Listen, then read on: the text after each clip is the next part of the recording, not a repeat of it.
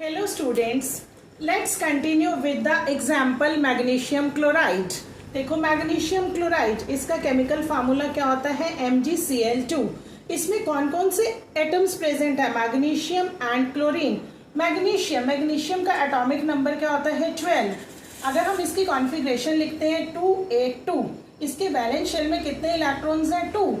Means इसको अपना octet complete करने के लिए इन 2 इलेक्ट्रॉन्स को लूज करना है, तो ये क्या बनाएगा magnesium ion plus 2 electrons.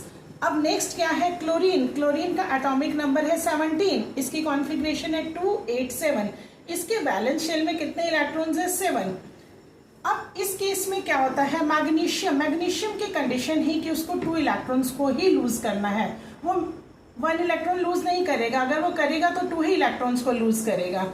But chlorine की कंडीशन क्या है, क्लोरीन के पास 7 इलेक्ट्रॉन्स ऑलरेडी हैं, उसको सिर्फ 1 इलेक्ट्रॉन चाहिए। अब इस केस में क्या होता है, 2 क्लोरीन के एटम मिल करके एक एक इलेक्ट्रॉन मैग्नीशियम से ले लेते हैं। Means 2 chlorine atom plus 2 electron जो मैग्नीशियम ने लूज किए थे, और क्या बनाते हैं 2 क्लोराइड आयंस। अब ये जो मैग्नीशियम आयन है और जो 2 क्लोराइड आयंस है, magnesium ion plus 2 chloride ions, इनके बीच में एक electrostatic force of attraction develop हो जाता है, जिसको हम बोलते हैं आयनिक बॉन्ड, और कंपाउंड बनता है मैग्नीशियम क्लोराइड।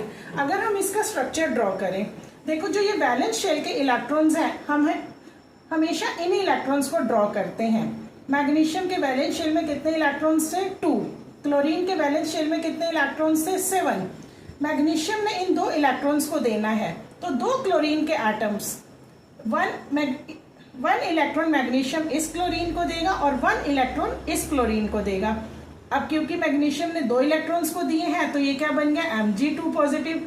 अब दोनों क्लोरीन एटम ने 1 इलेक्ट्रॉन को गेन किया, तो 2 क्लोराइड आयंस बन जाएंगे, और एज ए रिजल्ट स्ट्रक्चर क्या बनेगा MgCl2।